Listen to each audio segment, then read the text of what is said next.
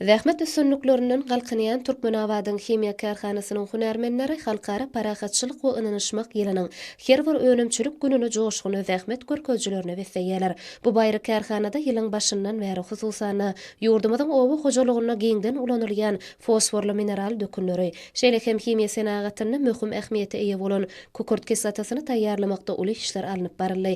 Ýeri gelende belläp geçsek, karhanada döwre wap kukurt kislatasy önümçiliginiň işi sazlaşykly ýoly goýulyp, bu ýerde taýýarlanylýan önümiň hiltaýdan ýokary derejä çykarylmagyna uly mümkinçilikler döredildi. Häzirki zaman önümçilik desgasyna işiň tehnologik ýygyderligi kukurt erediji we südüji bölümlerde, peçhemde täsirleşdiriji bölümlerde, suwuň duzuny aýryjy, suwu sowudyjy bölümlerde, suw aýlaw hemde turbina bölümlerine amal aşyrylýar. Awtomatik usulla dolandyrylýan önümçilik desgasynyň işi tejribeli hunarmenlere ynanylyp, önümiň hilene aýratyn gözegçilik ýoly goýulan.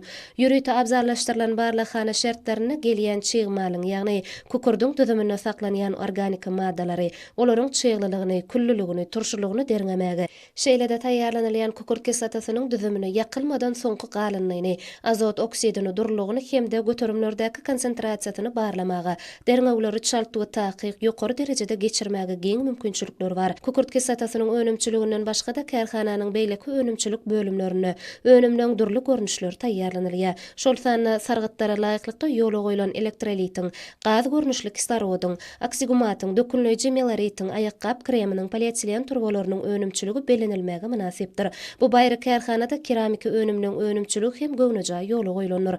Himya karhanasynyň agzy bir zähmet köpçüliginiň eşretde zamanamyzda döretmäge, öňjeli zähmet çekmäge açylýan giň mümkinçilikler üçin türkmen halkynyň milli lideri gahrman arkadagly gahrman serdarymyza alkyşlaryny we hoşallyklaryny beýan edýärler.